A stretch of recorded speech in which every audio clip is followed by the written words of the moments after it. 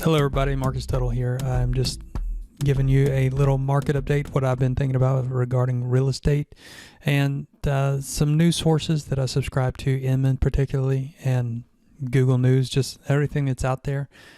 Not everything, but a cross-section of what's out there. Just curious about what's going to happen to home prices. And this is a respected news source of CoreLogic. They track a lot of foreclosures, and they're a big data company, and they have all the access to many MLS boards across the country. They are the supplier, the technology that lists homes and records all the data. Their reportings have shown that there's a big housing price jump, housing values not seen in years. This is the title, and it's all driven by low interest rates. And the reasons, according to CoreLogic, have to do with historically low mortgage rates and lack of inventory. And the lack of inventory is through the pandemic, people not moving, choosing to stay put and hunker down. But this has led to low inventory as well as increasing competition among the houses that are available, and buyers are just as eager to get in the market and are trying to get an edge on competitors by making higher offers with the current inventory. And we've seen that competing offers. They've been spurred by record low mortgage rates and an urgency to upgrade to more space, especially as the workforce continues to work from home. We've heard that across the newswire, and first-time buyers should remain a big part.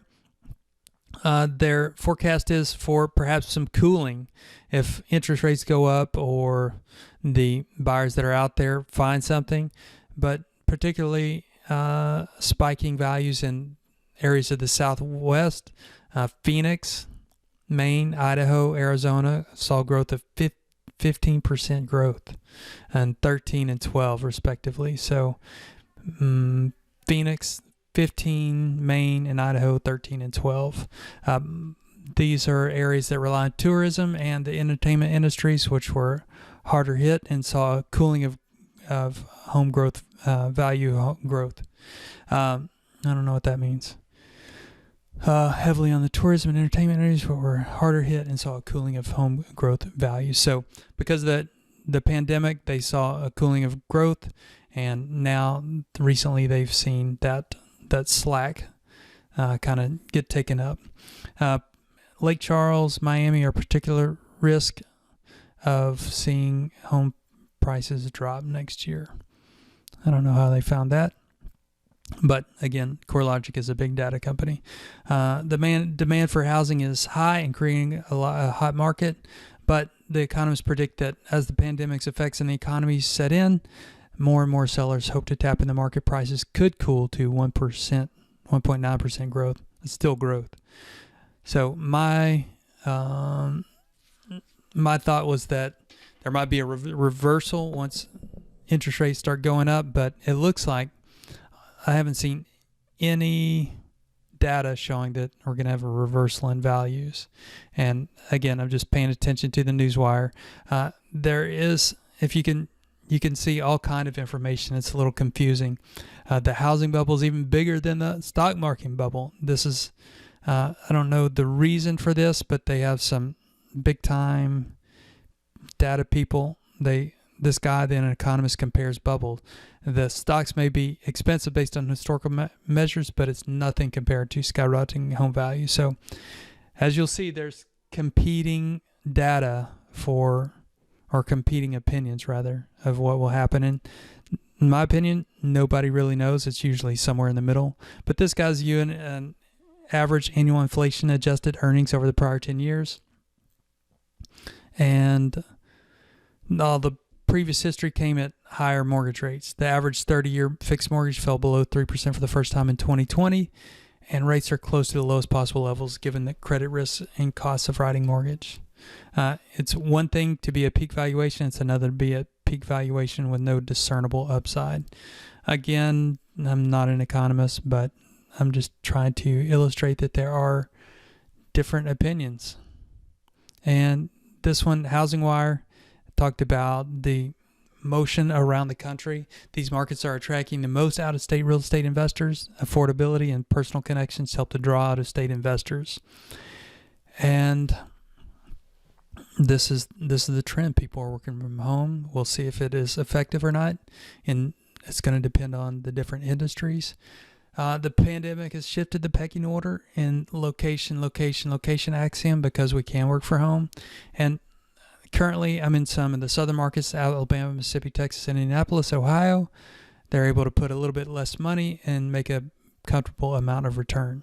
So these are hot market investors traveling outside of their area. And let's just take a look at some of the hot spots that people are investing in. These bigger places, I think this is, this was November 25th, so this news might be stale on our 24-hour news cycle, but look at this. This is Richmond, Virginia, up 34% of auction properties. This is by auction.com, so they have that data. Percent of auction properties purchased by out-of-state buyers, 56%. And Calhoun, Alabama, 60%. And the percent change from 2019. So look at that percent change, 40% change, now to a total of 60%. This is 34% chance and change over 2019 in Richmond. In Shelby, Tennessee, 26% change to a total of 50% out-of-state buyers. Sebastian County, Arkansas, 26% change, 50% of auction properties being bought by out-of-state people. And Comanche, Oklahoma, 30% change. Smith, Texas, 30% change over last year. And Collier, Florida, 25% change. So quite interesting. There's so much land in the United States, and median rents in an area are pushing out a little bit of profit and acceptable to hot market people that might be deleveraging out of their state and going into these markets. So that's just what I've been thinking about. Is there a bubble developing? But I haven't seen any information to that end. So it's interesting to see these two things: the low interest rates, the lack of inventory, and the fact that people are able to, well, it's going to be a trend. I don't suspect we'll go back. The trend will be to work from home when your industry allows it, and that will hopefully put some pressure on these hot markets as to not create more of a bubble, if there is one, and to get some affordability in the household. All right, well, that is my market report for today, December 2nd. And hope it's a value. We'll see you later. Bye.